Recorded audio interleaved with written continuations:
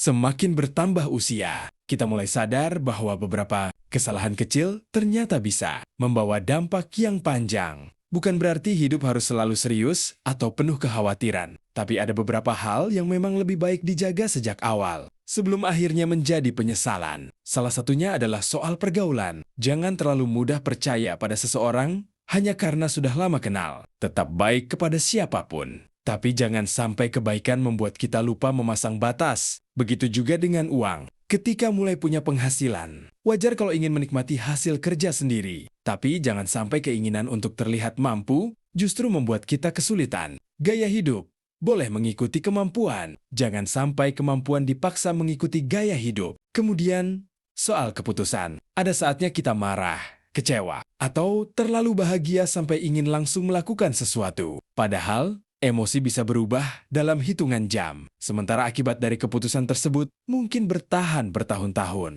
Jadi, untuk hal-hal besar, tidak ada salahnya memberi diri sendiri waktu untuk berpikir. Di sisi lain, kita juga hidup di zaman ketika hampir semuanya bisa dibagikan. Tapi tidak semua hal harus diketahui orang lain. Kehidupan pribadi, masalah, rencana, bahkan apa yang kita miliki, tidak semuanya perlu ditunjukkan. Menjaga privasi bukan berarti menutup diri, tapi tahu mana yang memang layak untuk disimpan. Lalu ada satu hal yang sering terlihat sepele, yaitu utang. Jangan mudah berutang hanya untuk memenuhi keinginan, karena sesuatu yang terasa menyenangkan ketika dibeli bisa terasa sangat berbeda ketika waktunya membayar. Dan setelah semua itu, ada hal yang mungkin paling sering kita abaikan: kesehatan, waktu, dan kesempatan. Kita sering merasa semuanya akan selalu ada. Padahal, beberapa hal justru baru terasa begitu berharga setelah mulai berkurang atau bahkan hilang. Pada akhirnya, tidak ada yang meminta kita untuk menjadi manusia yang sempurna. Cukup belajar lebih berhati-hati dalam memilih, lebih tenang dalam mengambil keputusan,